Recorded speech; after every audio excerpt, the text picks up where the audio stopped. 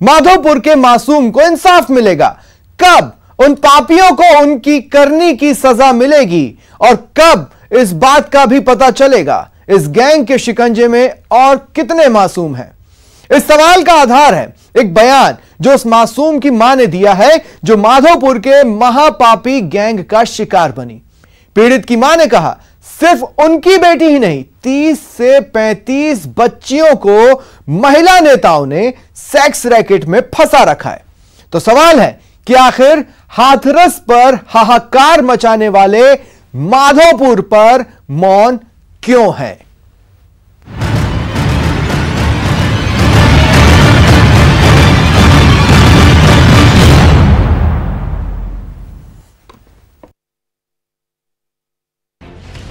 ये 9वीं क्लास में पढ़ने वाली वो नाबालिग है जिसे बीजेपी की महिला मोर्चा की जिला अध्यक्ष सुनीता और कांग्रेस सेवा दल की महिला विंग की जिला अध्यक्ष पूजा उर्फ पूनम चौधरी ने जाल में फंसाया।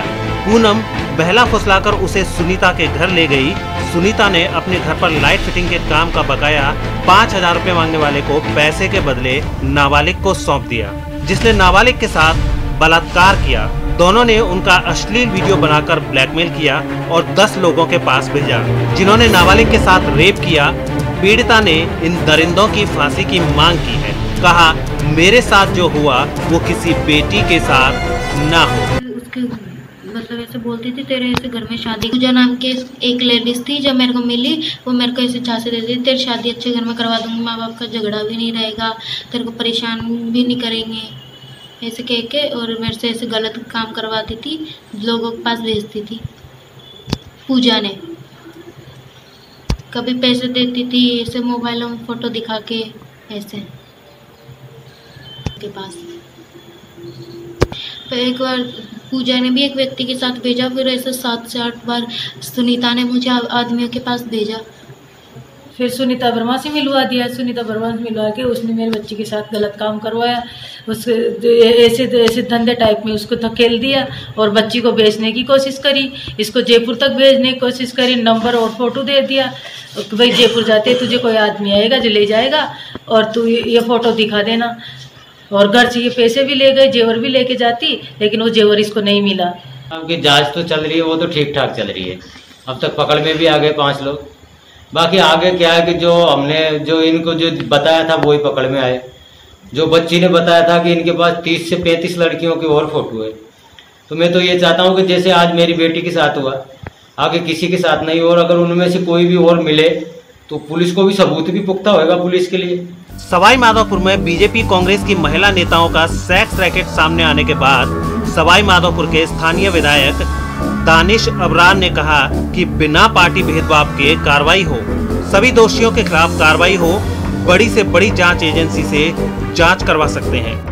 जो भी इसके अंदर दोषी करार हैं उनके ऊपर जल्द से जल्द सख्त से सख्त कार्रवाई होना चाहिए। पीड़िता के बयान लिए गए और मजिस्ट्रेट के सामने पीड़िता के बयान हुए, पीड़िता का मेडिकल हुआ और डिफरेंट एविडेंसेस कलेक्ट किए गए, घटनास्थल तस्दीक किया गया और उसके बाद जो अक्यूज का नाम आ रहा है उनको हमने इसमें बापर्दा अरेस्ट कर लिया है। बच्ची ने 8 से 10 बार अलग अलग लोगों के साथ दुष्कर्म होने की बात FIR में बताई है। बच्ची ने बताया है कि वो उनको शक्ल से पहचान सकती है। कुछ लोगों का उसने नाम बताया है और कुछ लोगों का वो नाम बताने में सक्षम नहीं है। 5 लोगों को अरेस्ट कर लिया है। बाकी लोगों के लिए भी हम टीम्स डिफरेंट जगह हमने रवाना कर दी है। जैसे ही उन लोगों का पता चलेगा हम उनको भी अरेस्ट करेंगे। राजस्थान में रेप के मामलों पर बीजेपी और कांग्रेस आमने सामने आ गए। बीजेपी ने प्रियंका और राहुल के हाथरस जाने की कोशिश पर सवाल उठाए और राजस्थान का जिक्र करते हुए उन्हें घेरा।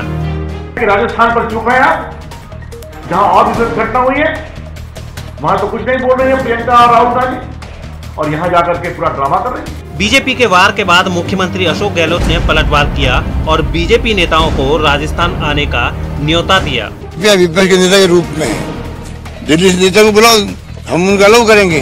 राजस्थान के सवाई माधोपुर में बीजेपी और कांग्रेस की महिला नेता के सेक्स रैकेट चलाने के खिलाफ गुस्सा फूट पड़ा।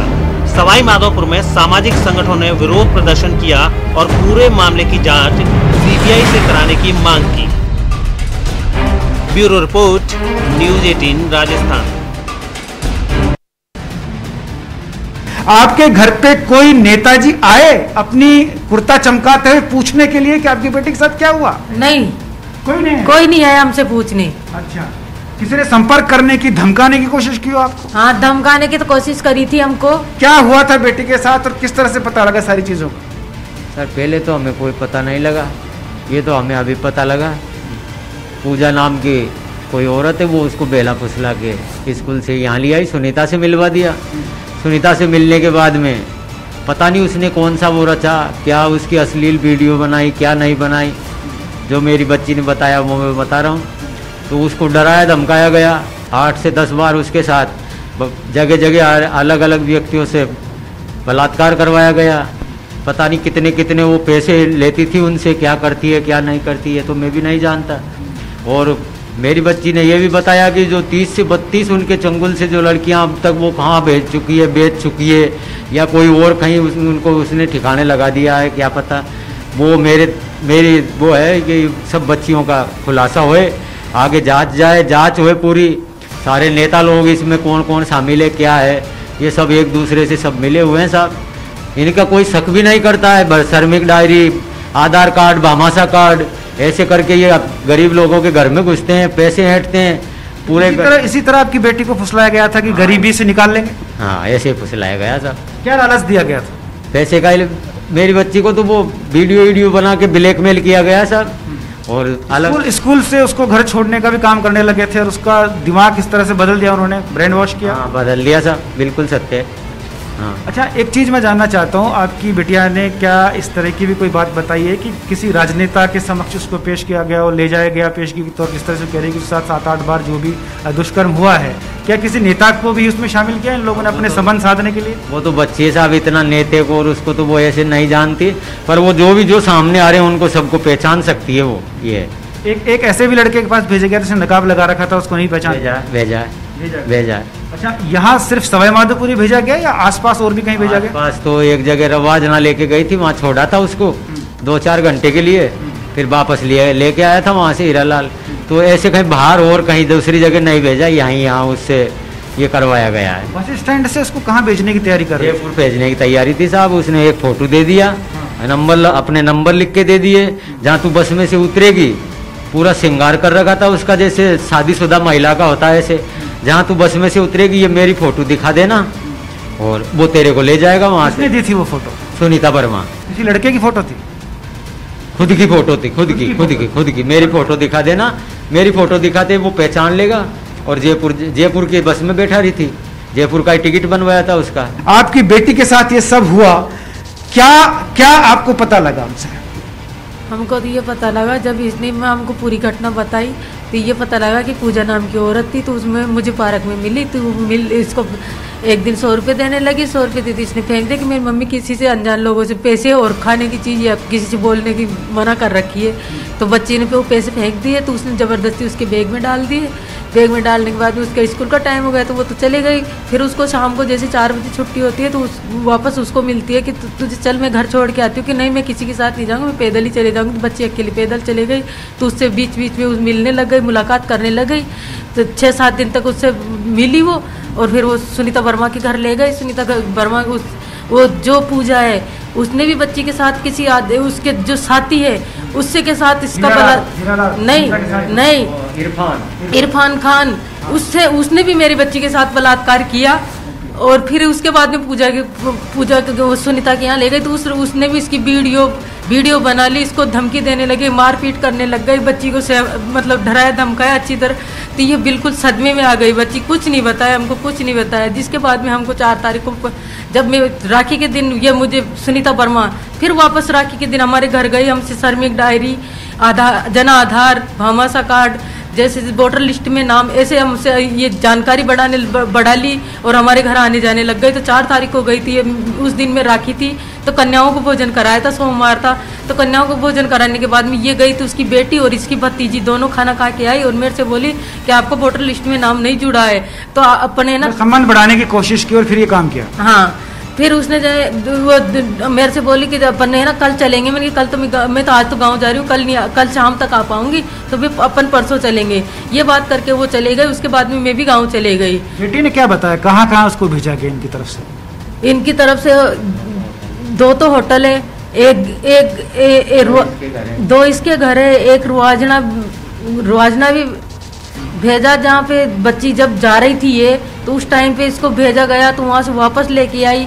फिर इसको जयपुर भेजने की कोशिश करी, पता नहीं इसको बेचना चाहती थी या कोई सौदा करना चाहती थी या किसी के पास भेज रही थी।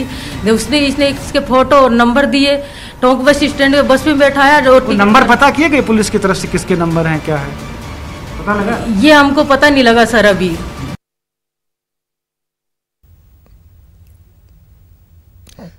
राजनीतिक गठबंधन के साथ सवाई माधोपुर में तैयार की गई थी शोषण की एक ऐसी स्क्रिप्ट जिसका मोहरा बनी एक नाबालिग।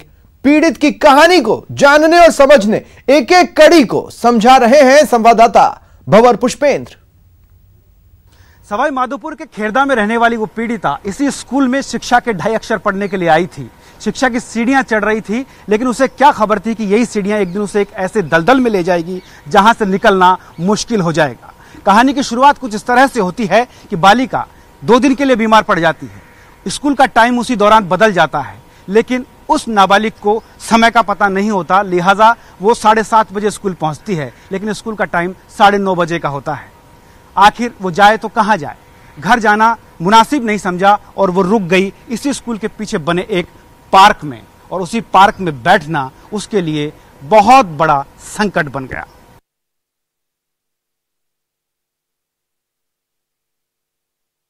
नाबालिग यहां पहुंच गई थी पार्क में। यह पार्क स्कूल के बिल्कुल पीछे है, जहां से इस कहानी की पूरी स्क्रिप्ट गढ़ी पूजा उर्फ पूनम चौधरी ने। जी हां, जब पार्क में लड़की बैठी हुई थी उसी दौरान पूनम चौधरी मतलब पूजा यहां पर पहुंचती है, जो कांग्रेस की सेवा दल की पदाधिकारी भी रही। उसने यहां आकर उस लड़की को बहलाया फुसलाया, चॉकलेट दी, बातचीत की, उसकी गरीबी का हवाला दिया और कहा कि तेरी तकदीर मैं बदलूंगी, चिंता मत कर।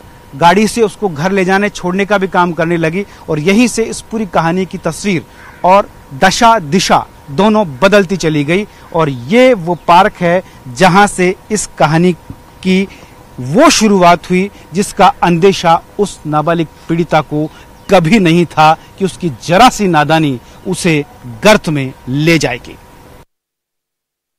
स्कूल में बहलाने फुसलाने के बाद कई बार अपनी कार से पूजा उर्फ पूनम चौधरी ने उस नाबालिग पीड़िता को अपने स्कूल तक और उसके घर तक भी छोड़ा। इसी दरमियान मिठाई भी दी गई, 100 रुपए भी दिए गए और कहा गया कि तुम्हारी गरीबी खत्म कर दी जाएगी। उसे सब्ज बाग दिखाए जाने लगे और फिर उसकी मुलाकात करवाई गई भाजपा की महिला मोर्चा की जिलाध्यक्षा सुनीता से, और इस घर में हुई उसकी पहली मुलाकात। यही है वो घर, बेशक जिस पर ताले लगे हुए हैं, और सुनीता की पहली मुलाकात पीड़िता के साथ यहीं पर हुई थी। और फिर सुनीता ने उस पीड़िता को बहलाना फुसलाना शुरू किया, उसे अश्लील क्लिपें दिखाना शुरू किया और उसके बाद अपने सहयोगी हीरालाल को सौंप दिया। हीरालाल ने उसे मोबाइल में और अश्लील क्लिपें दिखाई, और वो दिखाने के बाद उसके साथ अश्लील हरकतें करने लगा, और जब वो उसके कब्जे में आ गई तब ये सारा खेल शुरू हुआ, दरिंदगी का एक ऐसा खेल जिसमें फंसती चली गई पीड़िता। इन्हीं सीढ़ियों से उतरते हुए वो नाबालिग भी देह शोषण के इस दलदल में फंस चुकी थी। बता दें कि सुनीता के इस मकान पर उस वक्त काम चल रहा था। लाइट का काम एक राजूलाल रैगर मिस्त्री कर रहा था। वो बार बार 2000 रुपए का तगाजा करता था कि उसे उसकी मेहनताना जो 2000 रुपए बन रहा है वो दिया जाए, लेकिन सुनीता हर बार टालती रहती थी। आखिरकार सुनीता ने सोच लिया कि 2000 रुपए में जो उसको देगी उससे अच्छा है कि वो उस नाबालिग की अस्मत उसे सौंप दे। हुआ भी वही। दरिंदगी की हद देखिए कि इस मकान में महज 2000 की लाइट का काम उसका मेहनताना देने के लिए उस मिस्त्री यानी राजूलाल रैगर को सौंप दी गई वो नाबालिग, जो उसकी अस्मत को लूटने के लिए उसे ले गया एक निजी होटल में। जी हां, सवाई माधोपुर के होटल सावन की तरफ। सुनीता और पूजा दोनों की राजनीतिक अप्रोच थी और दबंगई इतनी थी कि कोई जबान नहीं खोल पाता था। लिहाजा वो नाबालिग बच्ची उनके सामने जबान कैसे खोलती, और उसे अब हवाले कर दिया गया था सिर्फ 2000 रुपए के लिए अपने उस लाइट के मिस्त्री को जिसका नाम राजूलाल रैगर था। और इस होटल में उसके साथ यहाँ दुष्कर्म किया गया। उसकी आवाज़, उसकी चीखें दम तोड़कर रह गई। लहूलुहान पीड़िता ने जब विरोध किया तो यहाँ पर बवाल भी हुआ, लेकिन बवाल राजनीतिक संरक्षण के चलते दबा दिया गया। दबा दी गई उस नाबालिग की आवाज़ और फिर उस दलदल में वो नाबालिग फंसती चली गई, कभी आवाज़ उठा ही नहीं पाई। हवस के भेड़ियों के चुंगल में डरी सहमी बच्ची एक बार फिर से सुनीता के पास आ गई थी। सुनीता ने उसे डांट डपट कर समझाने की कोशिश की। जब वो नहीं समझी तो फिर से उसे लालच दिया गया। समझाने की और पुरजोर कोशिशें हुई और उस कोशिश में सुनीता कामयाब हो गई। पूजा अपनी गाड़ी से उसे इधर से उधर छोड़ती और सुनीता के इशारे पर लड़की को हवस के हवाले कर दिया जाता। तमाम लोगों के पास उसको भेजा जाता रहा। हीरालाल, जो कि प्रमुख सहयोगी रहा, एफसीआई में कार्मिक भी है, उसने भी अश्लील क्लिप दिखाकर उसके साथ देह शोषण किया और फिर एक लड़के से शादी करवाने के बहाने बात कराई गई। उस लड़के के पास भी उस नाबालिग लड़की को भेज दिया गया और फिर उस लड़के ने चेहरे पर नकाब बांधकर उसके साथ देह शोषण किया। लड़की के मुताबिक वो नकाब बांधने की वजह से उसे आज भी नहीं पहचानती है। लेकिन ये सिलसिला थमा नहीं, बल्कि हवस का ये घिनौना खेल चलता रहा और वो भी राजनीतिक संरक्षण और दो पार्टियों की नेत्रियों के आपसी सामंजस्य के साथ। गरीबी में पली बड़ी उस नाबालिग को सुनीता और पूजा ने मिलकर ब्रेन वॉश कर दिया था। ऐसा ब्रेन वॉश कि अगर तुम्हें गरीबी से निकलना है, खुश रहना है, तो उनके आने वाले मेहमानों को भी खुश रखना पड़ेगा और खुश रखने की कीमत थी उसका जिस्म। बार बार उसे परोसा गया, अलग अलग मेहमानों को परोसा गया। खास बात यह थी कि सुनीता अक्सर लोगों को सरकारी ऋण दिलवाने का काम करती थी। सवाई माधोपुर की जिला कलेक्ट्री में उसकी मुलाकात एक चतुर्थ श्रेणी कर्मचारी से भी हुई, जिसके सहयोग से कई बार सैनिटाइजर और मास्क भी वितरण किए गए। लेकिन अपना काम निकालने के लिए उस चतुर्थ श्रेणी कर्मचारी के समक्ष परोस दी गई वो नाबालिग। उस नाबालिग बच्ची के जिस्म को नोचने और नुचवाने का सिलसिला जारी था। अपने राजनीतिक, प्रशासनिक और अन्य कामों को निकालने के लिए पूजा और सुनीता उसका इस्तेमाल करने लगी थी। उसे बतौर जिस्म की पेशकश भेजा जाता था और वो डरी सहमी कुछ बोल नहीं पाती थी। मतलब साफ था कि राजस्थान में एक और भंवरी पैदा की जा रही थी। भंवरी हत्याकांड किसी से छुपा नहीं है, जिसने प्रदेश और देश दोनों में तहलका मचाया था और राजनीतिक सूबों के अंदर हलचल पैदा कर दी थी। ठीक वैसा ही कुछ यहां भी होने वाला था। बता दें कि अब उसको बस स्टैंड, जो कि सवाई माधोपुर में टोंक बस स्टैंड कहलाता है, वहां पर बस में बिठा दिया गया था छद्म वेश में। जी हां, उसकी सिंदूर से मांग भरी गई, उसे महिलाओं के कपड़े पहनाए गए और उसके बाद एक फोटो पर, एक लड़के की फोटो पर 2 फोन नंबर लिखने के बाद सुनीता ने उसको जयपुर के लिए रवाना कर दिया था। लेकिन उससे पहले उस लड़की से उसके घर से एक बार 20,000 और एक बार 1.5 लाख रुपए भी मंगवा लिए गए थे। बता दें कि उसी की बड़ी बहन की शादी के लिए उसके पिता ने 1.5 लाख रुपए जमा किए थे, जिसे लेकर वो घर से निकल चुकी थी, बस स्टैंड पहुंच चुकी थी, बस में बैठ चुकी थी। उस फोटो पर 2 नंबर किसके थे कह पाना मुश्किल है, अभी उसका अनुसंधान जारी है। लेकिन ये तैयारी एक और भंवरी बनाने की थी। लेकिन अच्छा ये हुआ कि भंवरी बनने से पहले उसके घर वाले चेत गए। उन्होंने बस स्टैंड पर आकर उसे थाम लिया और वो रुक भी गई। जब उसे अपनी गलती का एहसास हुआ तो थाने में, महिला थाने में पहुंचे, लेकिन महिला थाने ने उनकी बात नहीं सुनी। उसके बाद वकील के जरिए फिर थाने में गए और तब जाकर मामला 22 सितंबर को दर्ज हुआ और उसके बाद 5 लोगों की गिरफ्तारियां हुई और अभी तक करीब आधा दर्जन से अधिक लोग वांटेड हैं, जिसको पुलिस तलाश कर रही है। कैमरामैन भवानी सिंह शेखावत के साथ भंवर पुष्पेंद्र चौहान, न्यूज 18 सवाई माधोपुर। पूजा और सुनीता अपने रसूख का इस्तेमाल कर लोगों को ऋण दिलवाने का काम करती थी और उस पर अपना कमीशन लेती थी।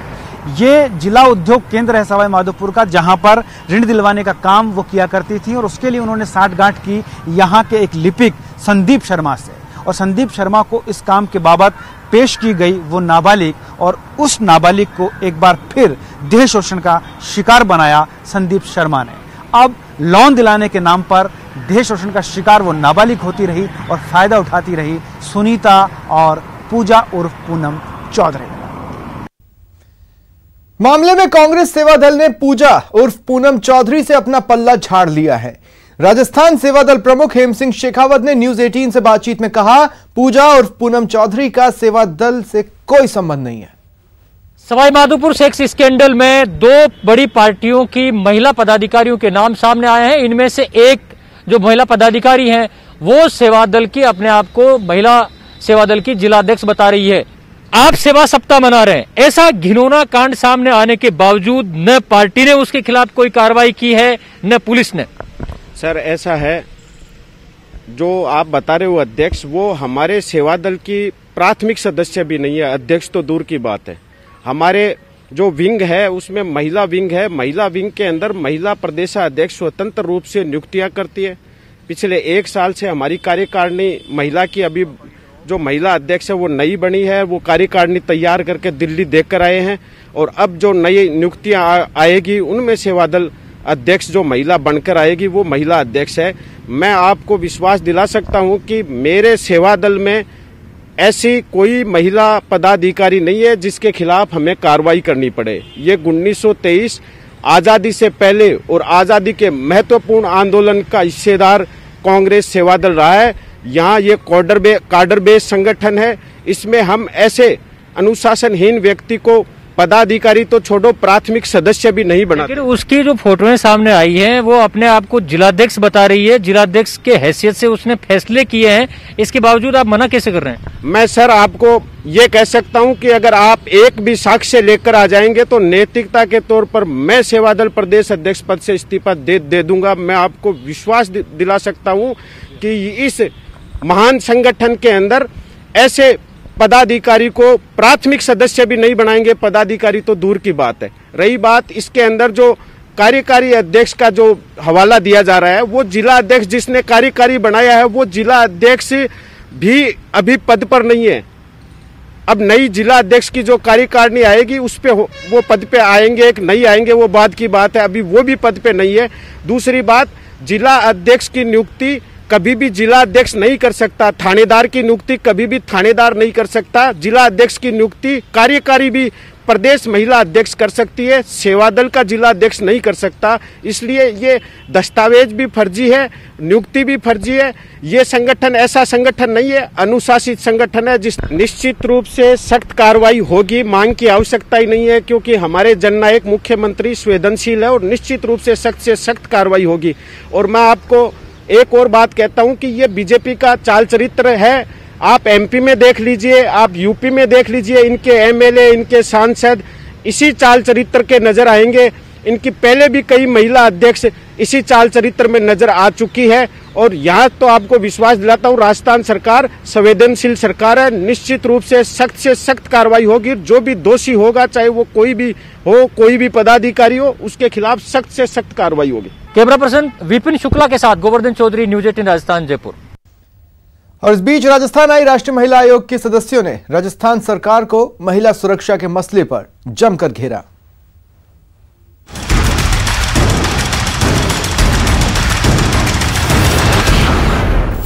पिछले साल 2019 में राजस्थान में 10% 2% जो है महिला अत्याचार के किस्से रिपोर्ट हुए हैं। जो महिला नहीं पहुंच पाई है, आप एक अनुमान लगा सकते हो कि क्या यहाँ की परिस्थिति है। सेकंड, 41,550 केसेस रिपोर्ट हुए हैं यहाँ। आधी आबादी के खिलाफ हैवानियत के ये वो आंकड़े हैं जो सिस्टम पर सवाल उठाते हैं, जिम्मेदारों से जवाब मांगते हैं, सरकार की कथनी करने का फर्क उजागर करते हैं और सबसे बढ़कर आम आदमी को सोचने पर मजबूर करते हैं। राजस्थान में सबसे ज्यादा रेप 2018 में रेप के 4,338 मामले दर्ज हुए, जो 2019 में बढ़कर 6,051 हो गए।